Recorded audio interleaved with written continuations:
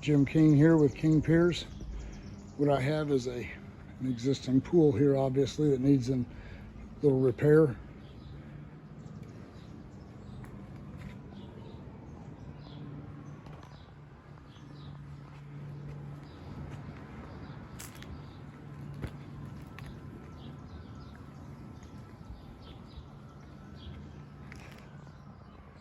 I think what we're going to do is we're going to sandblast this, get all the coatings off of it, then using epoxy we will repair all the cracks, imperfections in it, and then come back and repaint it with a 2-part epoxy.